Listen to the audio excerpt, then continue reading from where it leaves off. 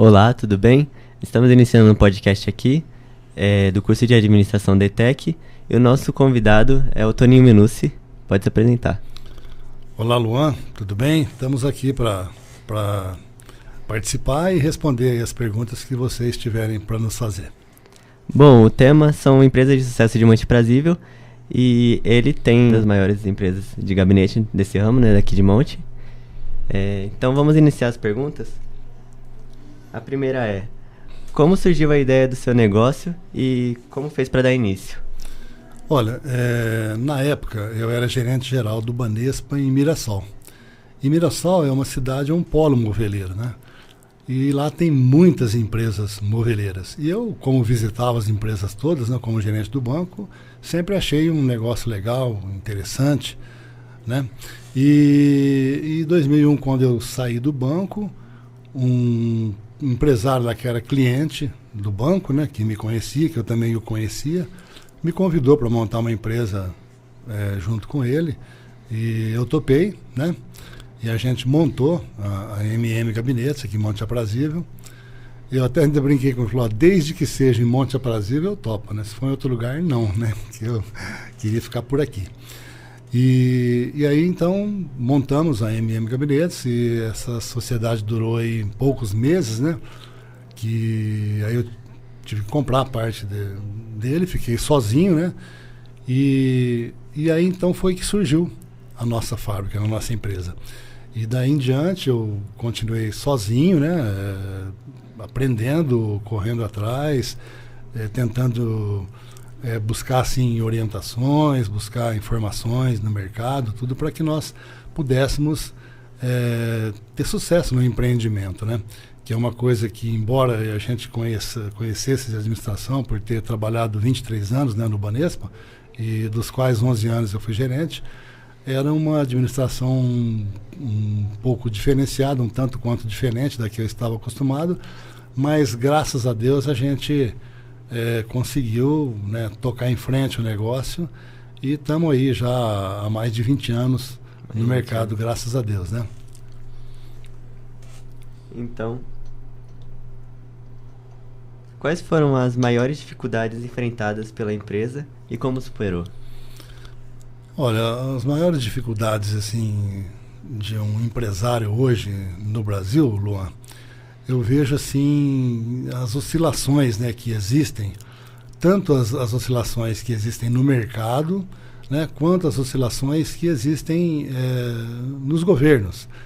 As mudanças de governo, elas mudam completamente as políticas públicas, né? Uma coisa que vinha sendo feita deixa de ser feito, outras passam a serem feitas. Então há uma oscilação muito grande, né? E isso aí faz com que a gente passe por muitos apuros, né?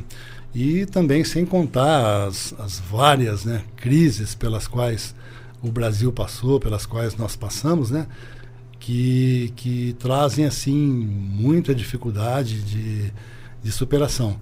Mas assim, quando nós iniciamos a fábrica, que eu comecei a visitar cliente lá no Rio de Janeiro, a gente percebia que nesse meio, né, nesse ramo, nesse segmento aí de móveis para banheiro e cozinha, né, que são gabinetes para banheiro e cozinha, existia assim uma reclamação grande dos clientes, né, dos lojistas, porque, só para explicar, os nossos clientes são os lojistas, né, as lojas de material de construção.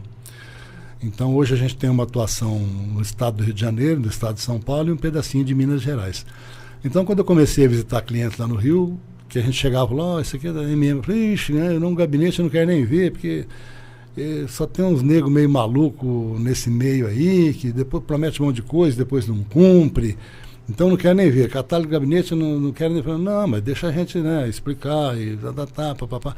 E nisso tudo, Luan, ficou muito claro para mim que o mercado era carente de uma empresa séria, de uma empresa que tivesse a honestidade, a seriedade, o comprometimento com o cliente, né? Eu percebi que havia um espaço grande nesse segmento para uma empresa assim, né? Pelo contato que a gente foi tendo com os lojistas e pelas informações que eles iam nos passando, né? E como, graças a Deus, eu sempre primei a minha vida pelo comprometimento, pela seriedade, pela honestidade das coisas, todas, né? No banco também sempre fui assim, já estava muito acostumado a lidar com o cliente, né? Então a gente continua fazendo um trabalho assim com seriedade, onde tudo aquilo que a gente prometia para os nossos clientes a gente sempre cumpriu, né? Tanto para os nossos clientes quanto para os nossos representantes.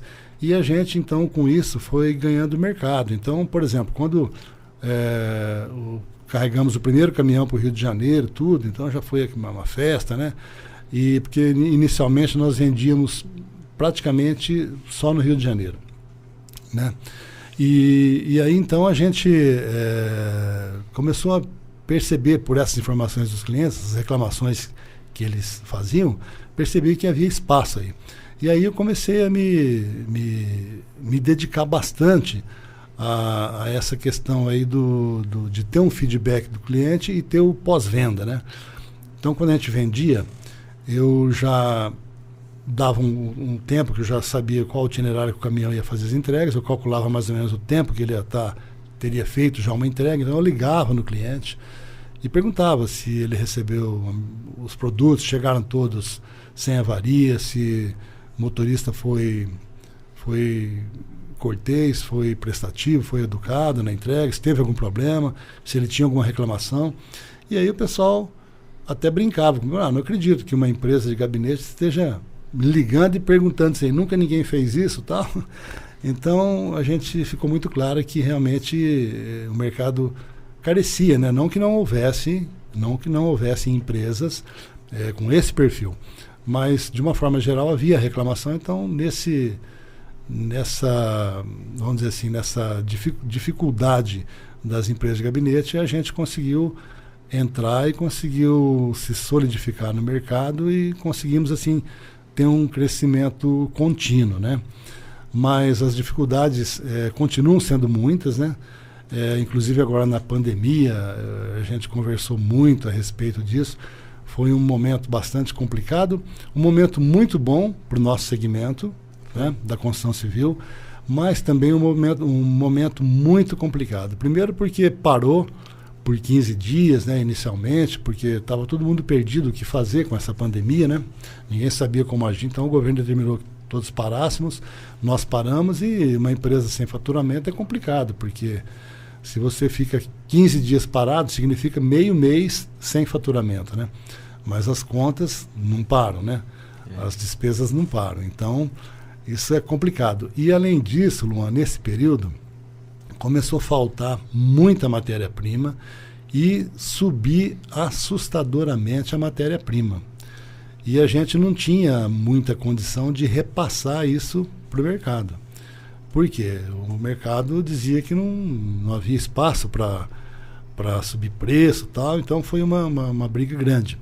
Mas por que nós crescemos nesse momento? Porque aconteceu que as pessoas começaram a ficar mais em casa, quando ninguém praticamente saía de casa, então as pessoas começaram a olhar mais para dentro de casa. Porque começou a ficar mais em casa, preciso trocar essa televisão, para comprar uma televisão maior. Olha, minha geladeira não está legal. Olha, aquele sofá já está rasgado. Aquele gabinete da cozinha, tá com a porta caindo, aquele gabinete do banheiro. Então, todo o segmento da construção civil, as lojas de imóveis, as fábricas de imóveis, e nós, como somos da fábrica de imóvel também, né, para as casas, né, para as residências. Então, a gente começou a crescer muito porque começou a haver uma demanda muito grande, porque as pessoas não gastavam mais dinheiro com viagens, dinheiro em shopping centers, dinheiro em restaurante, em vestuário. Então, esse dinheiro acabou sendo canalizado para as residências, para a melhoria das casas das pessoas, né? Reforma, compra de imóveis novos, e isso fez com que o segmento da construção civil tivesse um crescimento grande. Nós tivemos também nessa época um crescimento muito grande, um aumento nas vendas muito grande, em razão da demanda que houve durante esse período, né? E só que a dificuldade ao mesmo tempo era você conseguir atender todo mundo, porque faltava matéria-prima, o preço subia assustadoramente e constantemente, né? Então foram assim dificuldades muito grandes. E também, Luan, A carga tributária hoje existente em cima das empresas no Brasil é uma carga muito alta, né? Uma carga muito pesada que acaba tirando um pouco de competitividade das empresas em razão desse custo tributário, né? E dentre outras assim coisas que acontecem no dia a dia, né? Na vida de uma empresa, então são várias as dificuldades, mas assim eu acredito que são algumas aí pelas quais nós passamos que eu estou colocando aqui nesse bate-papo. Muitas empresas na pandemia tiveram que se reinventar, né? Então, vocês precisaram também se reinventar ou continuaram? Com certeza, tivemos que nos reinventar, tivemos que ter muito cuidado, porque nós tínhamos muita preocupação com os colaboradores, porque, em razão de se contaminarem, né, na pandemia. Então, nós fizemos todo um processo de desinfecção antes de entrarem na fábrica, né, para colocarem os pés num lugar que nós colocamos para desinfetar os pés, a utilização de álcool em gel constantemente, o uso de máscaras, né, que todo mundo teve que usar, e também assim nos adequar ao momento, né? Teve um outro momento também em que se determinou que as lojas de material de construção também ficariam fechadas. Depois que começaram a ter abertura, mas as lojas de material de construção também passaram a ser obrigadas a fechar. E são os nossos clientes. Então nós também não tínhamos por que continuar produzindo e trabalhando sem você ter para quem entregar, sem para quem vender. Então foi um outro momento muito complicado aí que a gente teve que se reinventar e dançar na corda bamba aí, né? Mas graças a Deus, né, com as bênçãos de Deus aí e a união dos colaboradores e tudo, a gente conseguiu superar esses momentos. Conseguiram superar, né? Outra questão que você falou foi do diferencial, né? Que é a humanização da empresa. As outras empresas não faziam isso, né? Então esse foi o diferencial. Sim, foi uma questão de a gente prestar um atendimento e um serviço ao cliente um pouco diferenciado do que eles diziam que existia entre essas fábricas. Então a gente procurou fazer um trabalho assim de pós-venda, sempre estar perguntando para o cliente, conversando com o cliente, nunca deixamos nenhum cliente na mão, nunca deixamos de cumprir com uma promessa feita, né? Porque muita gente, quando na hora de vender, promete uma coisa ou tal e depois às vezes não cumpre, né? Também a questão da assistência técnica que nós sempre fizemos aos nossos clientes, né? Nunca deixamos nenhum cliente na mão, nenhum representante. E assim a gente foi ganhando credibilidade no mercado e graças a Deus a gente está aí, né? Depois desse tiroteio todo, estamos vivos aí, né? Nesses mais de 20 anos de empresa, o que vocês fizeram para diminuir os custos e aumentar a produtividade? Olha, Luan, de um grosso modo, assim, para responder essa pergunta, a gente investiu bastante em tecnologia, né, em maquinário e equipamentos, né? Para você ter uma ideia, no início, a gente pintava os gabinetes tudo com pistola de tinta, né? Então, à mão, era tudo manual, né? Então, isso fazia com que o custo era muito alto, primeiro, porque se desperdiçava muito material. Porque com a pistola você não tem como centrar a pistola só na peça, né? Sempre passa para um lado, para o outro, para cima, para baixo, né? Então era jogado muita tinta fora, então muito desperdício. E o processo também era muito demorado, porque era assim, nós tínhamos que passar um primer, né, que é uma seladora, né, na peça, esperar ela secar, no outro dia ela secar, aí era lixado manualmente, né, depois que ia dar o acabamento, e no outro dia, quando às vezes tinha que virar a peça, pintar um lado, depois esperando secar, no outro dia virar, pintava o outro lado. Então o processo todo para você ter uma peça pronta girava em torno aí de 4 dias. Nossa, era bem demorado. Entendeu? Né? Era bem demorado. E hoje não. Hoje, então, teve uma época em que eu participei de uma feira em Bento Gonçalves, lá no Rio Grande do Sul, e que são essas feiras, né, de máquinas, né, para máquinas e fornecedores para a indústria moveleira. E aí a gente sempre esteve antenado a tecnologia, a evolução tecnológica de maquinário e tudo, e até que nós compramos, né, uma linha de pintura que nós temos hoje, né, que ela é composta por inúmeras máquinas, né, e que você coloca o produto de um lado e o produto ele é lixado automaticamente, é passado essa seladora, aí ele seca, depois é passado um outro produto, ele já tudo na sequência, tudo na esteira, assim, ele vai andando automaticamente. Ele seca de novo, depois é passado um outro produto, seca de novo, depois um outro, e quando ele chega ao final da linha, ele já está pronto, né, e seco, já está pintado e seco. Então, aquilo que nós demorávamos, e aí é só a montagem, né?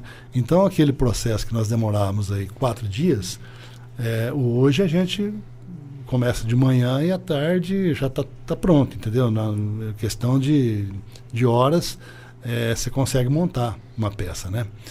Então, isso fez com que nós diminuíssemos muito os custos, primeiramente, com a economia de matéria-prima, porque se você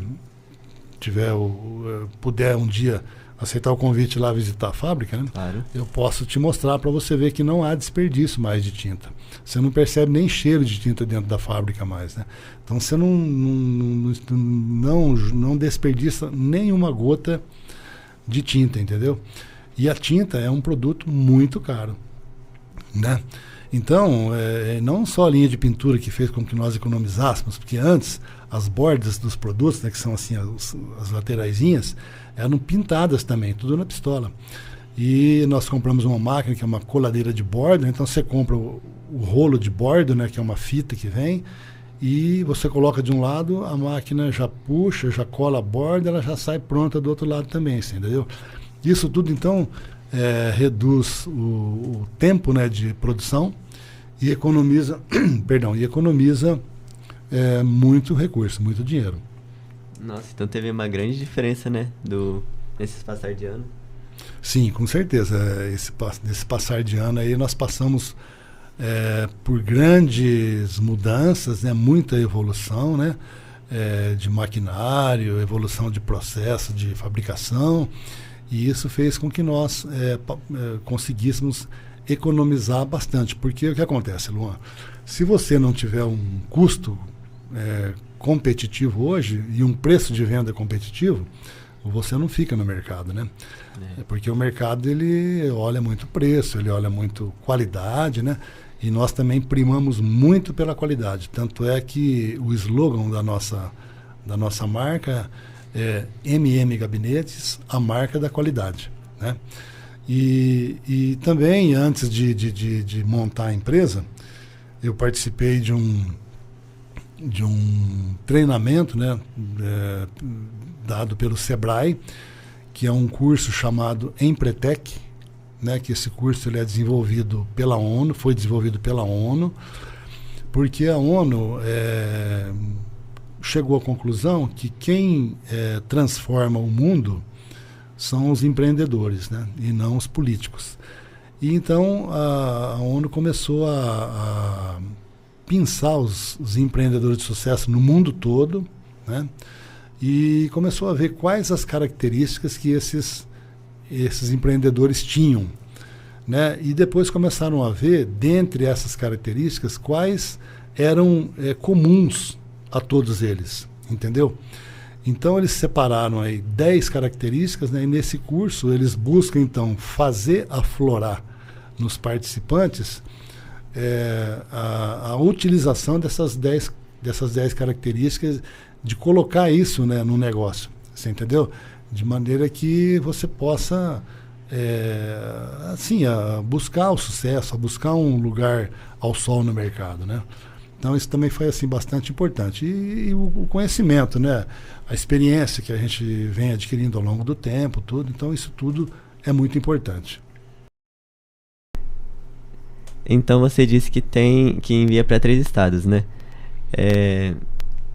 Esses 3, tem empresa nesses 3 estados ou é só que Monte envia? Não, empresas de móveis para banheiro e cozinha, como é o nosso caso, né, de gabinetes, né, para banheiro e cozinha, existem no Brasil inteiro.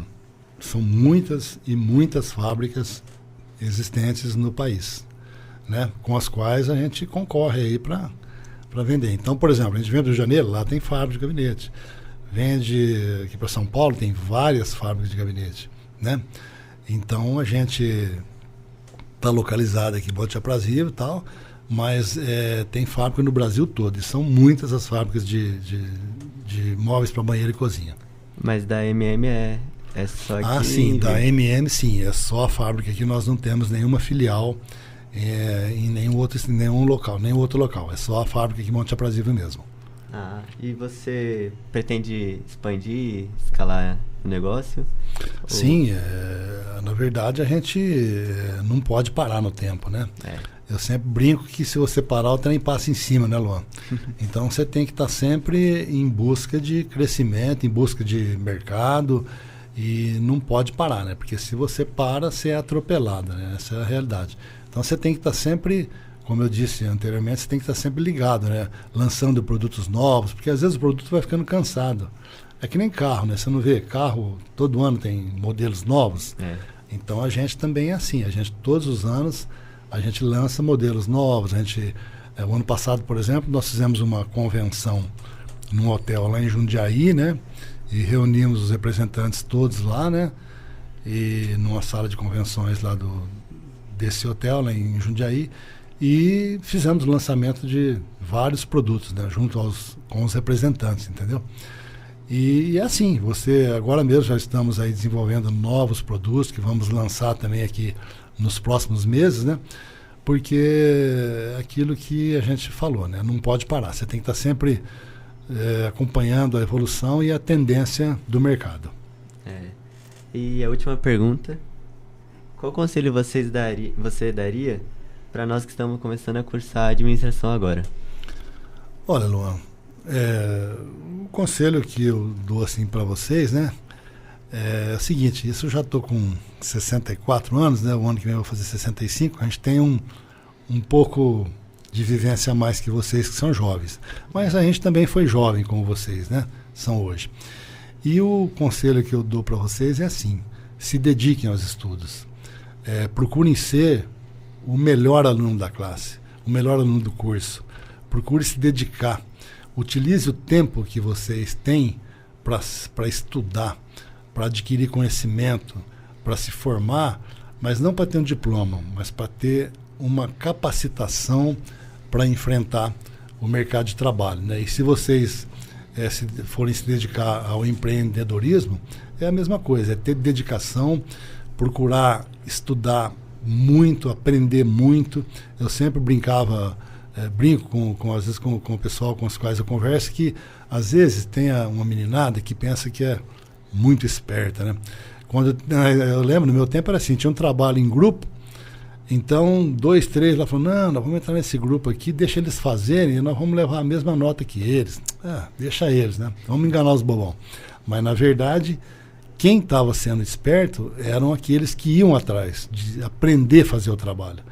Porque quando quando você chega para o mercado de trabalho, quando você chega para enfrentar a vida vai cobrar tudo aquilo que você aprendeu ou deixou de aprender. Então aquelas pessoas que pensavam que eram espertos perceberam que perderam tempo na vida. Então, como a gente já vivenciou isso, Luan, é um conselho que eu dou assim, se dediquem profundamente aos estudos, levem a sério, busquem aprender, aproveite o conhecimento dos professores, façam perguntas, não voltem para casa com dúvidas, procurem aprender tudo e aprender de uma maneira clara, de uma maneira convicta, onde você possa depois empregar todo esse aprendizado, todo esse conhecimento na tua vida. Porque tudo que você aprender, todo conhecimento, ninguém jamais vai conseguir tirar de você. Alguém pode tirar o seu relógio, o seu celular, a sua moto, o seu carro, não é verdade? Podem te tirar muitas coisas, né? Mas o conhecimento, ninguém consegue tirar de você. O conhecimento que você adquirir, ele é seu. E o conhecimento e a informação, e o aprendizado e a educação são coisas fundamentais na vida. Sempre foi e hoje cada vez mais. Você tem que ter um conhecimento apurado, tem que saber aquilo que você vai fazer, aquilo que você está estudando, tem que aprender verdadeiramente para que você possa depois aplicar isso lá na vida. E eu não me lembro qual foi o poeta, o escritor aqui no Brasil, que disse que uma frase, né, que um país é feito de homens e de livros, né? E eu, com humildade, né, eu peço assim a esse escritor, tão grande escritor, a autorização para incluir uma palavra nessa frase que ele disse, né? Então eu diria assim, que um país é feito de homens livres e de livros. E nós sabemos que o que torna o homem livre é o conhecimento, é a educação. Ótimo conselho. Então, eu quero agradecer, senhor, por aceitar participar, né?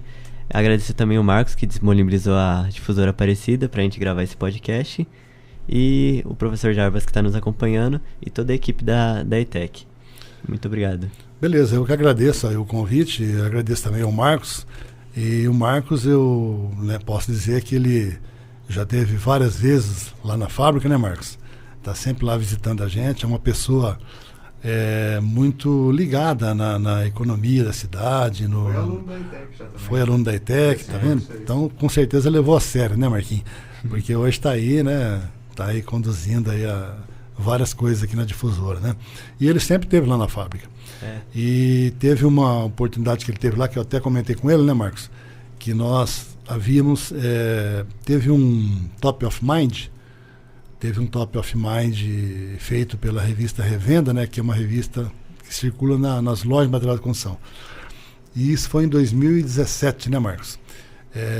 Então, o Top of Mind, para as pessoas que às vezes não têm familiaridade com esse nome, é aquela pergunta, né, que a empresa faz, o pesquisador faz, dizendo assim: qual marca de refrigerante que você lembra em primeiro lugar?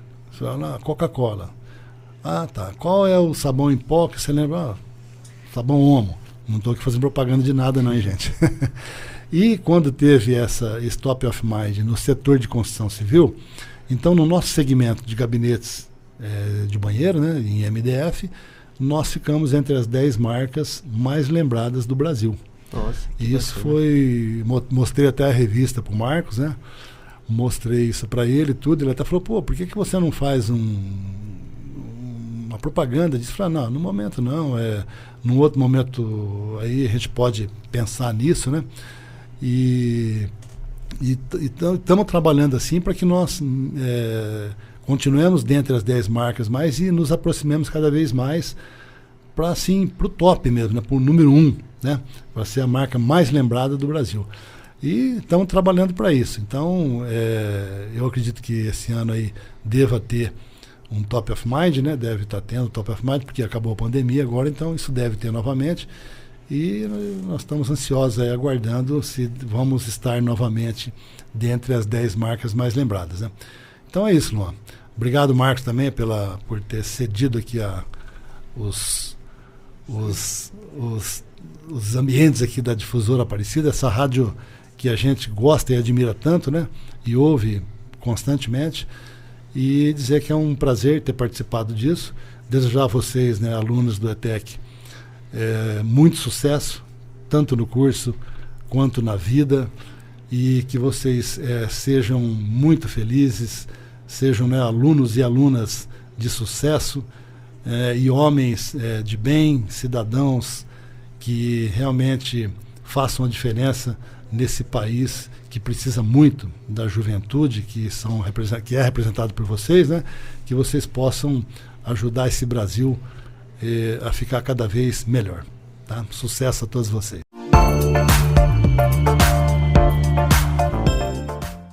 Olá, estamos aqui apresentando o curso de administração na ETEC e o tema do podcast é Empresa de Sucesso de Monte Prazível. Os nossos convidados são o Lemuel e a Silmara.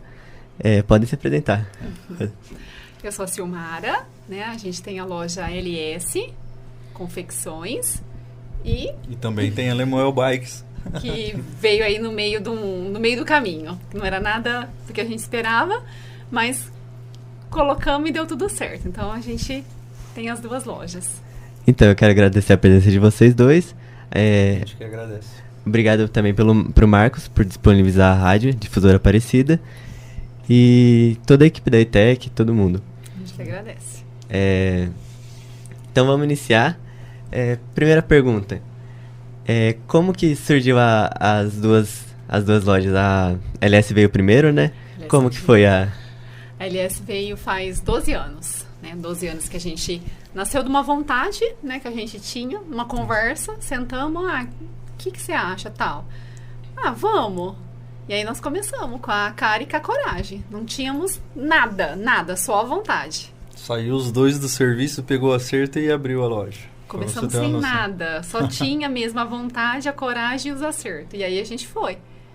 Foi indo e faz 12 anos que a gente tá. E qual foi a maior dificuldade que vocês enfrentaram pra conseguir a loja de vocês? No começo faltou experiência, né? Porque a gente não tinha. Eu mexia com sapato, mas eu era vendedora, então não tinha conhecimento de nada. E a gente queria abrir de roupa. E ele mexia com... Rapaz, com usina. Usina. Ó, você vê, nada a ver, né? Nada a ver com roupa. Só tinha vontade mesmo. Só. Então aí no começo, até a gente acertar na compra, lidar com... A gente, tipo assim, graças a Deus a gente tinha o contato das pessoas. Então muita gente falou né, no começo, vocês não vão dar certo, né? Mas a gente... É muito difícil, exatamente. Então, mas aí nós fomos com a garra, com a coragem, aí... Erramos bastante. Erramos, ixi. Erra até hoje, mas vai errando e aprendendo. Com os erros a gente vai aprendendo. E a loja de bicicleta? Nasceu de uma paixão? Como que foi? A loja de bicicleta é uma coisa meio, assim, inesperada mesmo. Porque, na verdade, eu era representante de roupas. Depois da LS, da LS, né? Aí depois da LS a gente conseguiu também vender no atacado. E aí virei representante. E vendi para as lojas. Aí, jogando bola, machuquei. E o médico falou pra mim, você tem que fazer alguma coisa para fortalecer. E comecei a andar de bike, que foi até que, assim, a bike começou a fazer mais parte da nossa vida. E a hora que a gente viu, a gente já estava comprando e vendendo. Já tinha 7, 8 bikes em casa. Dentro de casa. Peraí, não dá, né? Vamos caçar um canto. E aí a gente resolveu, no ano passado, a loja LS subiu para cima.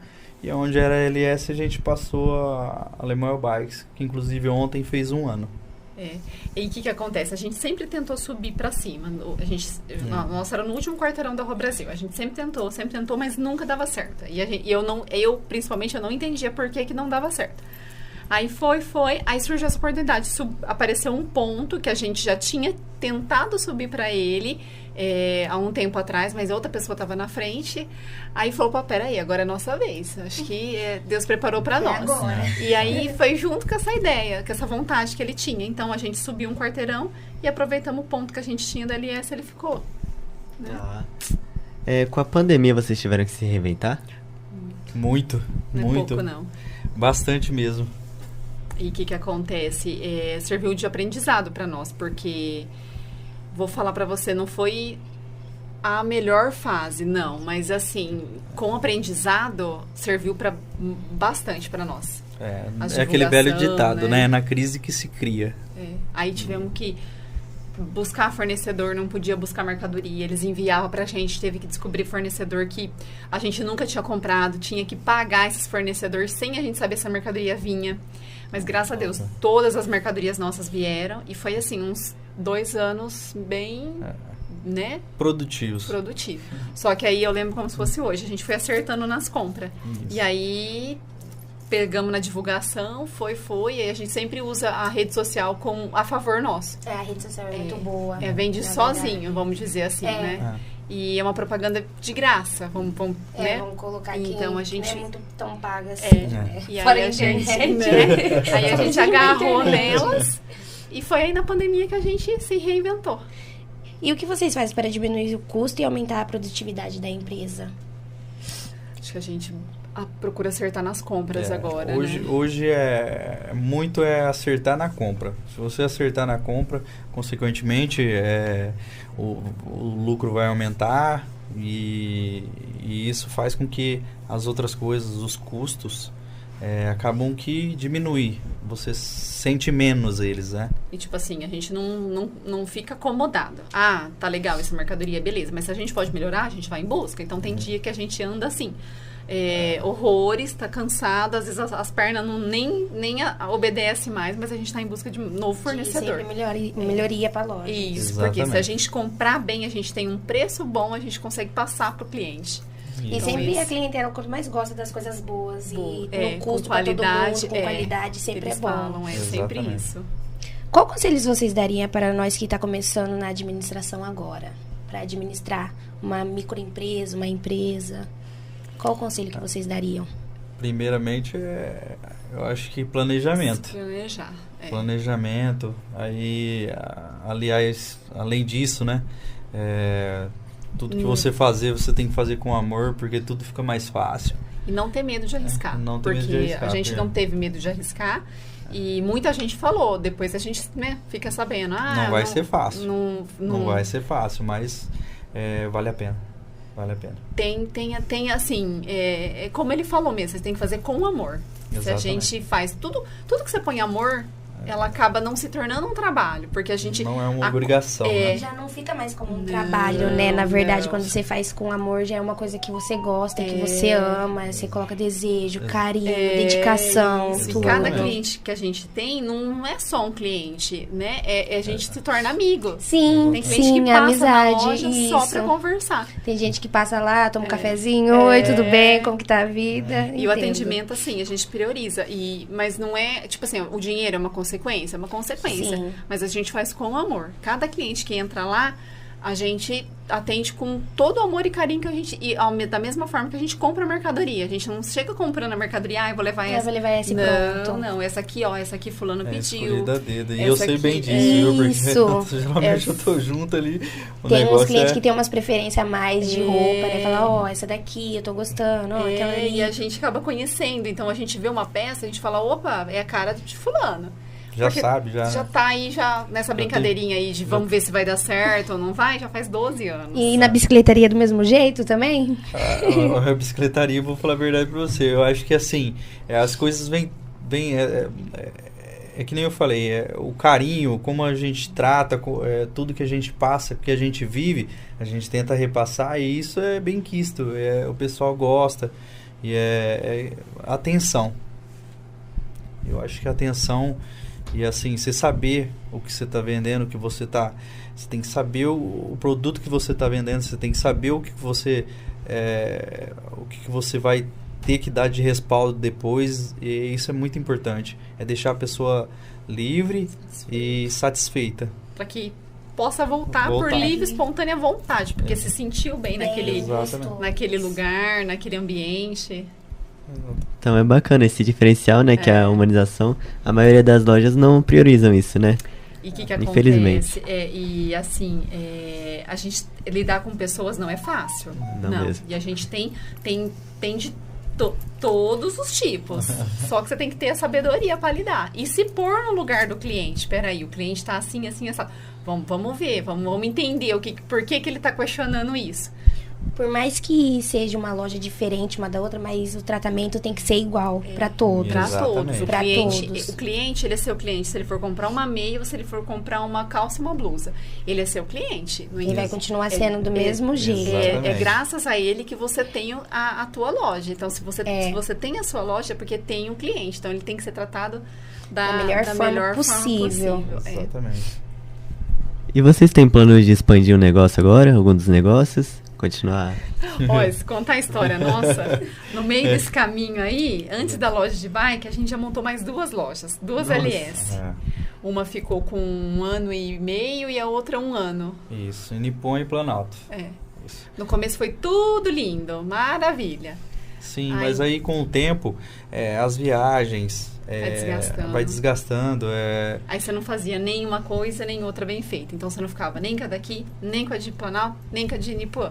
E não dá pra você ficar ao mesmo tempo. Focar, então, né? Focar. Então, aí foi... Tipo assim, aí a gente chegou numa conclusão que não compensava pra gente ficar com 3. E aí a gente achou melhor agregar. Foi a melhor coisa que a gente fez, né? Agregar mais... A gente colocou tudo em uma só e dá mais atenção pra ela. E aí a gente fica, bacana. a gente entra, tipo, Eu não consigo, às vezes, tá na loja, assim, lógico, a gente sai e tal, mas se eu não tiver na loja, parece que tá faltando um negocinho. Então, lá é o nosso ambiente. Se me tirar isso daí, eu acho que eu falo pra ele, eu fico doente. Porque a gente faz igual eu falei, com amor mesmo. É como isso que eu ia falar. Como faz com amor, já torna a segunda casa da gente, né? O emprego da gente torna a segunda casa. A gente não se importa em ficar até depois do horário, a gente não se importa em atender depois do horário. Eu lembro que eu passei uma vez, você estava fazendo uma live, se eu não me engano, na frente da loja de vocês. Era a live veio. 11 e pouca da noite, você estava fazendo live lá, presenteando. Veio da pandemia. Foi uma coisa boa que a pandemia proporcionou, e teve resultado, mas aí da pandemia. Foi uma coisa que vocês reinventaram também, né? E a gente tipo, e agregou muito. Vixe, e é uma coisa assim, porque pra gente começar a dar um andamento legal na loja, teve que começar a fazer postagem. E pra fazer essas postagens? Nossa, eu morria de vergonha. Eu tinha que fazer com ninguém na loja. Hoje eu já consigo fazer com gente na loja. Mesma coisa da live. Nossa, a hora que a pessoa falou pra mim, seria legal você fazer uma live. Eu falei, você tá louca? Não, nunca. Ela falou, calma, pensa. Aí na outra semana... Igual a gente tá aqui, mais ou menos isso.